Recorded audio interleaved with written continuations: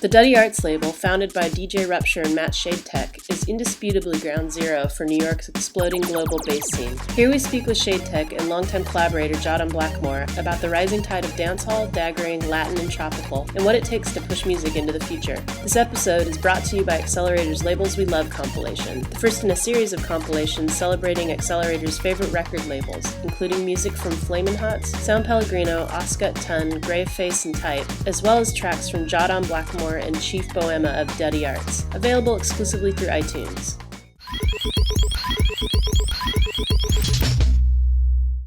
Hi, I'm Matt Shadetek from Dutty Artz. Well, here I am now, I'm gonna stand my ground. Bless, this is Jahdan Blakkamoore. Ain't no backing down. Here I am now, I'm gonna stand my ground. Dutty Artz started when DJ Rupture and myself moved back to New York maybe 3-4 years ago. We were both living in Europe and had kind of become friends out there. When we both moved back to New York, we started producing together, and very quickly we had a big pile of tracks and didn't really have like a sort of ideal label to release it on, so we decided, hey, you know what, we should start a label for this stuff. Pretty soon after, we met Gecko Jones, and you know, I had known Jahdan for a long time from our work together, along with 2/7's Clash. So my background is mostly dance hall, grime. Lately I've been playing more like house and UK funky, you know, some dubstep and stuff like that. But you know, kind of like reggae. And it's all about that dub music.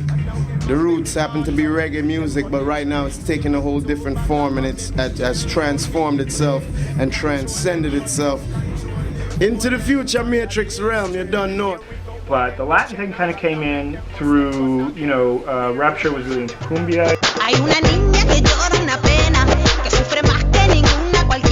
And Gecko is from Puerto Rico, and he was bringing in all this Dominican mambo, like mambo violente, and other. Basically, there's a kind of a hole. Like a lot of people aren't really playing all this really crazy Latin dance music, like the Latin electronic music that's getting made. So, you know, Jones and Rupture kind of started to tune in on that and started playing it at our parties along with Uproot Andy, and it just was like, just destroyed it. Like people just love it. Gecko and Andy started their Kebajo party to kind of focus in more on that, and that's going really well. I mean, the dance hall thing in Brooklyn is crazy right now. Like there's a lot of energy, like especially around the dancing thing, you know, people like Scarab Boy and the whole daggering movement, and you know, he's been playing some of the stuff that we've been making with Jahdan and Clash and stuff, and yeah, just sort of exciting moment right now for reggae in New York.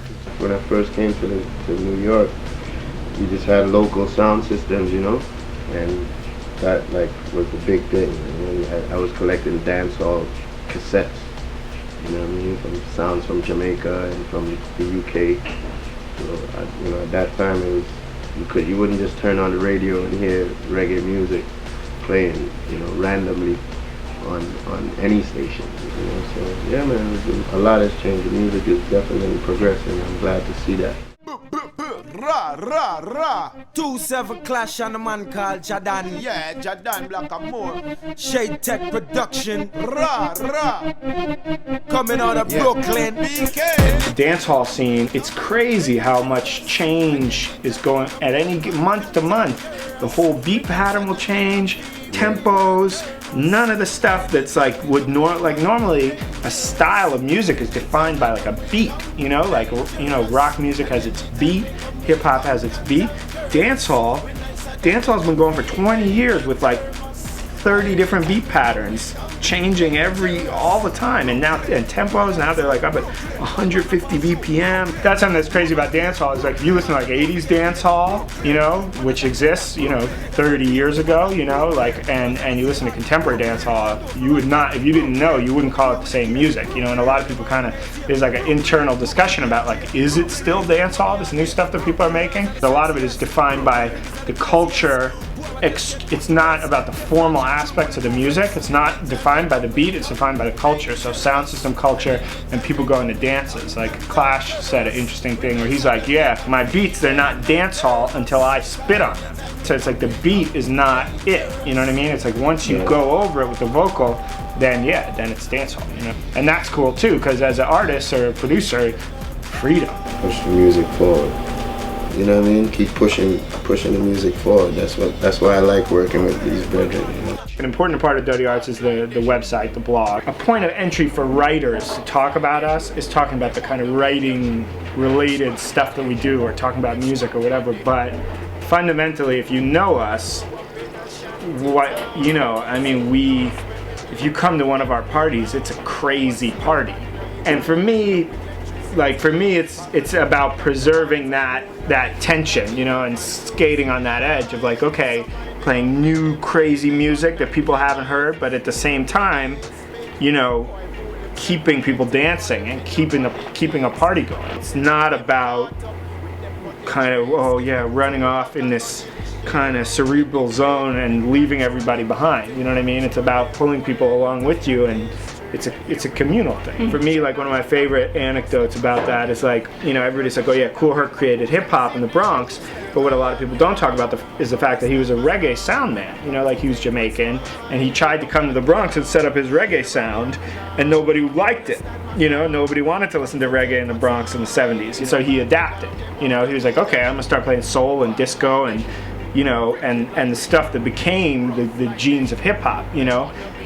And I feel like, to me, that's important, you know, that idea of synthesis and tension, you know. So coming together and saying, okay, well, this isn't working, so how are we gonna bridge the gap, you know what I mean? And not just being like, well, I'm gonna keep it real and do what I want and fuck all of you know what I mean? Like, I'm not into that. And what we do is functional, you know what I mean? There's a reason, like, we earn our living DJing and making people party, you know. So, or if we perform and do shows, it's a party. It's not like an exhibition, you know what I mean? So that's important, you know, like keeping that thread in there.